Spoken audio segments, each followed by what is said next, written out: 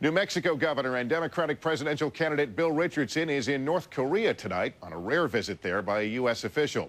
Richardson, a former UN ambassador who has experience negotiating with the North Koreans, is leading a delegation to recover the remains of U.S. servicemen killed during the Korean War. But his visit, endorsed by the White House, comes days ahead of a crucial deadline in the nuclear standoff with North Korea. NBC's chief foreign affairs correspondent, Andrea Mitchell, is the only Western television reporter traveling with the Richardson delegation. She joins us now by phone from North Korea's capital of Pyongyang. Andrea? Good evening, Lester. It's morning here in Pyongyang, and this unusual diplomatic mission is about to begin its first day of talks with North Korean officials, with the hope that those talks could mark a policy turnaround for both sides. Governor Bill Richardson and a White House delegation arrived in Pyongyang on a U.S. military jet. Good to see you. How you been? And were immediately given good news. I've been informed that there will be some American remains delivered to us.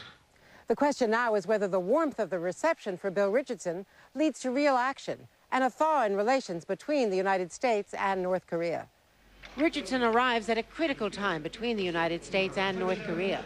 The North has promised to dismantle its nuclear plant by next week, but so far has not.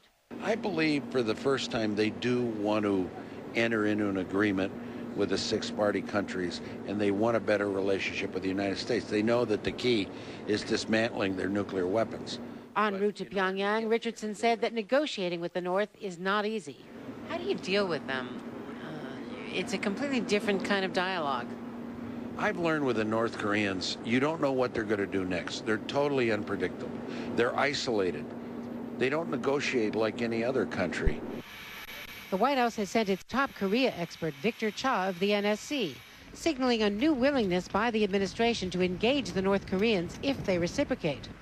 Also in the delegation, a special presidential envoy, former Veterans Affairs Secretary Anthony Principe, who is focusing on the return of the Korean War remains. And I've heard from several Korean War veterans who are really excited about the prospects that there may be the return of remains with this mission.